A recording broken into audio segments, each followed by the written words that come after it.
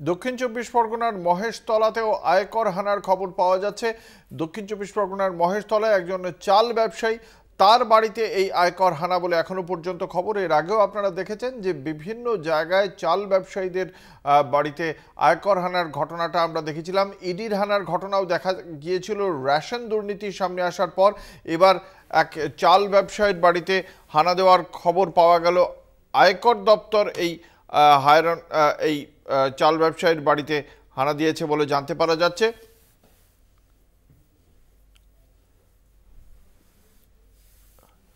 আমাদের সঙ্গে রয়েছেন আমাদের প্রতিনিধি শুভ্রজিৎ চক্রবর্তী। শুভ্রজিৎ, কি জানতে পারা যাচ্ছে এই চাল ব্যবসায়ীর বিরুদ্ধে? সুনির্দিষ্ট কোন অভিযোগের প্রেক্ষিতে এই আয়কর দপ্তরের অভিযান চলছে?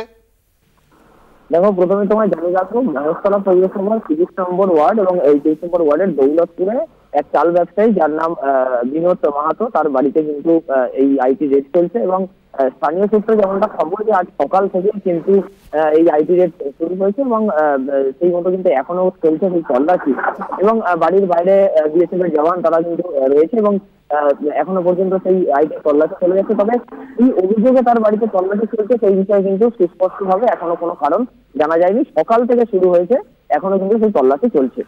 এক্ষেত্রে এখনো পর্যন্ত এই ঘটনার প্রেক্ষিতে ওর বিরুদ্ধে সুনির্দিষ্ট কি অভিযোগ সেটা কি জানতে পারা যাচ্ছে? কতগুলি চাল কলের মালিক এই ব্যক্তি?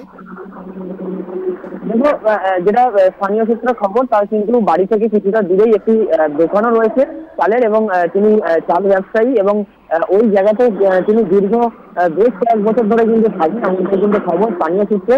তবে নির্দিষ্ট কি অভিযোগে তার বাড়িতে আজকের এই আয়কর হানা বা এই তল্লাশি চলছে এই বিষয়ে কিন্তু এখনো স্পষ্ট কোনো কারণ জানা যায়নি। এর আগে কি কোনো আয়কর দপ্তরের থেকে কোনো নোটিশ পেয়েছিলেন বা এর আগে তাকে তলব করা হয়েছিল, তিনি যাননি, এমন কোনো অভিযোগ রয়েছে কি? সে বিষয়ে কিছু জানা যাচ্ছে?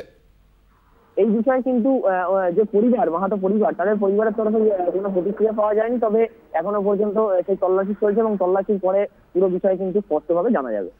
ভেতর থেকে সকল পরিবারের সদস্যদের ঢোকা এবং বেরোনোকে বন্ধ করে দিয়েছেন আয়কর দপ্তরের আধিকারিকরা? দেখো, পরিবারের যারা সদস্য রয়েছে তারা কোনোভাবেই বাইরে বেরোচ্ছে না বা বাইরের কেউ সেখানে কিন্তু প্রবেশ করছে না। রীতিমতো গোটা এলাকা কিন্তু থমথমে রয়েছে এবং বাড়ির বাইরে বিএসএফ এর জওয়ান তারা রয়েছে, তারা কিন্তু সমস্ত বিষয়টা পরিচালনা করছে। একেবারেই ধন্যবাদ। আমাদের সঙ্গে ছিলেন আমাদের প্রতিনিধি শুভ্রজিৎ চক্রবর্তী। মুর্শিদাবাদে একদিকে রাজ্যের বিধায়ক বায়রন বিশ্বাস, অন্যদিকে দক্ষিণ চব্বিশ পরগনার মহেশতলায় চাল ব্যবসায়ী। সকাল থেকে এই দুটি জেলাতেই আয়কর দপ্তরের হানা চলছে।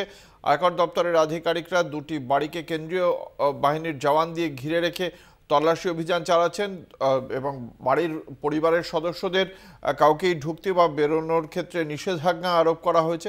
দেখা যাক শেষ পর্যন্ত কি অভিযোগ রয়েছে এদের বিরুদ্ধে এবং আয়কর দপ্তরই বা কি উদ্ধার করে।